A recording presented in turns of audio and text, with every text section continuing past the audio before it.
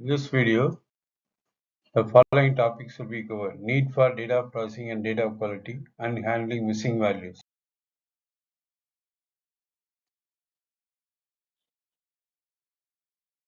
Data have quality if they satisfy the requirements of the intended use.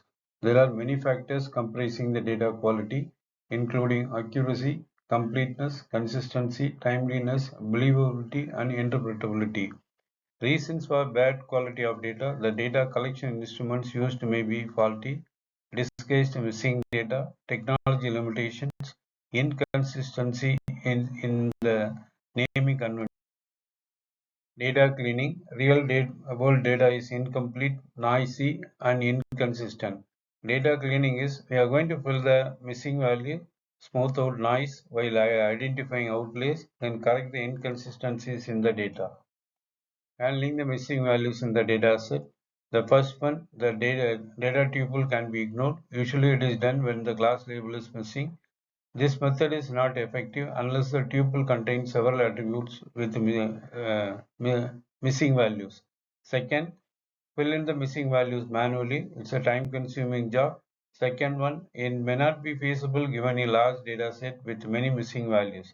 Third, use a global constant to fill in the missing value. Replace missing attribute values by the same constant, such as a label like unknown or any alpha value. Fourth one, use a measure of central tendency for the attribute to, to fill the missing value. Fifth one, use the attribute mean or median for all samples belonging to the same class as a given tuple. The last one, use the most probable values to fill the missing values. Noise is a random error or variance in a measured variable. Binning methods smooth a sorted value by consulting its neighborhood, that is the value around it. The sorted values are distributed into a number of buckets or bins. Smoothing by means each value in a bin replaced by the mean value of the bin. Second, smoothing by bin medians. Each bin value is replaced by the median. Smoothing by bin boundaries. The minimum and maximum values in a given bin are identified as the bin boundaries. Each bin value is then replaced by the closer boundary values. Binning equal width. Equal width partitioning divides the range into n intervals of equal size uniform grid. If A and B are the lowest and highest values of the attribute, the width intervals will be W equals to B minus A divided by N. The most straightforward but outliers may dominate the presentation. Skewed data is not handled well. Equal depth partitioning divides the range into n intervals, each containing approximately same number of data points, and good for data scaling and managing the categorical attributes can be tricky. Width equal to max minus min divided by the number of bins equals to 215 minus 5 divided by 3 equals to 70. Some of the rules can be followed. First one, unique rule, consecutive rule, and null rule. Field overloading is another source of error that typically results when developers skew new attribute definitions into unused portions of already defined attributes. Next, discrepancy detection tools, data scraping tools, and data auditing tools. Integration, which combines the data from multiple sources into a coherent store. A schema integration, like example is, in one table it is given a cust-id, in another table cust-hash.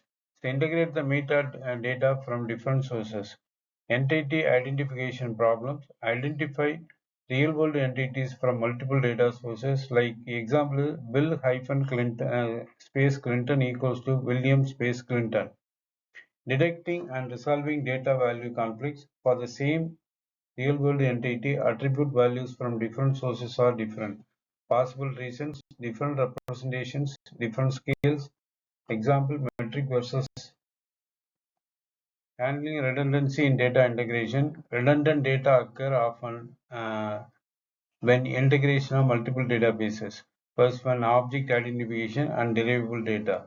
Redundant attributes may be able to be detected by correlation analysis. Careful integration of the data from multiple sources may help reduce or avoid redundancies and inconsistencies, and improve mining speed and quality. For numerical attributes, we can evaluate the correlation between two attributes A and B by computing the correlation coefficient. If A and B greater than 0, A and B positively correlated, A, B equals to 0, uncorrelated, A, B less than 0, negatively correlated. Another method is chi-square test. For categorical data, a correlation relationship between two attributes A and B can be discovered by a chi-square test, where O of I, j is the observed frequency, that is actual count of the joint event, and Eij is the expected frequency, which can be computed as per the formula given in the right hand side. The calculation is given in the screen. The smoothing, which was to remove the noise from the data; aggregation, where summary or aggregation operations applied to the data; generalization of the data, where low-level or primitive data are replaced by higher-level concepts; numerical attributes like age may be mapped to higher-level concepts like youth, middle age, and senior.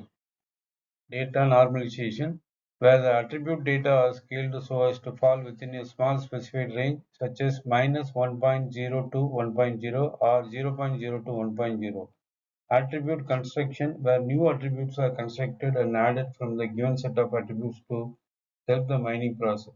There are different methods for data normalization: min-max normalization, z-score normalization, normalization by decimal scale.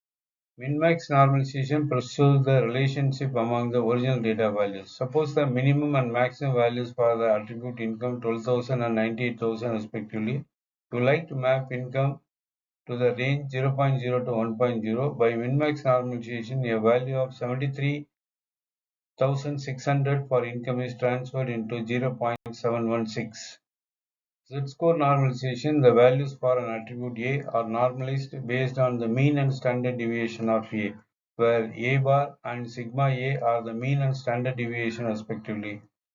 Suppose that the mean and standard deviation of the values for the attribute income are 54,000 and 16,000 respectively. With the z-score normalization, a value of 73,600 for income is transformed into 1.225. Normalization by decimal scaling normalizes by moving the decimal point of values of attribute A. The number of decimal points moved depends on the maximum absolute value of A. Suppose that the recorded values A range from 986 to 917. The maximum absolute value of A is 986. To normalize by decimal scaling, we therefore divide each value by 1000, so that -986 normalizes to -0.986 and 917 normalizes to 0.917. Data reduction techniques can be applied to obtain a reduced representation of the dataset that is much smaller in volume. Closely maintain the integrity of the original data. The strategies for data reduction: data cube aggregation, attribute subset selection, dimensionality reduction, numerosity reduction, discretization, and concept hierarchy generation. Cube aggregation and data cube is shown on the screen.